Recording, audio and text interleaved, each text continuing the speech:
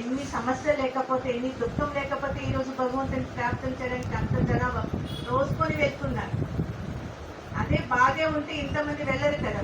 అంటే అర్థమైంది, ఇంకెవరు తీర్చలేదు, ఇంకే చోట్ల ఉండరు అంతమంది అలా. ఇప్పుడు హాస్పిటల్లోనే జబ్బున వాళ్ళు కొంతమంది వచ్చారు, కానీ ఇసుక పోస్తే రాలనంత జనాభా క్యూ ఎక్కడంటే మందిరాల్లోనే 2 రోజులు 3 రోజులు వెయిట్ చేస్తారు భగవంతుని దర్శనానికి. అంటే భగవంతుడు తప్ప ప్రపంచాన్ని పరివర్తించాలని ప్రతి ఒక్కరికి తెలుసు.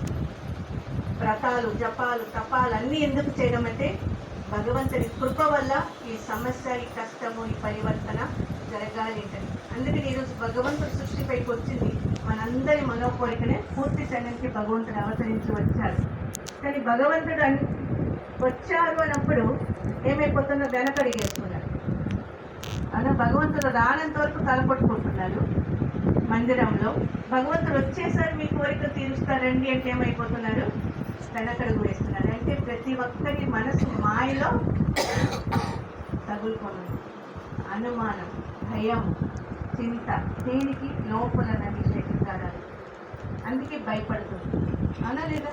నిజమైనటువంటి సుఖశాంతి పొందాలనేటువంటి బాహ్యంగా భగవంతుడు చెప్తున్నారు, ఆంతరికంలో ఉన్న భగవంతుని పైన ప్రేమ శక్తిశాలిగా ధైర్యంగా ముందడుగు వేస్తున్నారు భగవంతుని పొందాలని. అందుకే సత్యమైన సీతనే ఏమంటారు, అగ్ని ప్రవేశం చేస్తారు. అన్ని సీతలు కాదు, అవునా? ఎవరు సత్యమైన సీత? ఎవరైతే రాముణ్ణి కావాలని కోరే వాళ్ళే అగ్నిలో బలి అవుతారు. అలాగే భగవంతుడి ఇక్కడ అగ్నిలో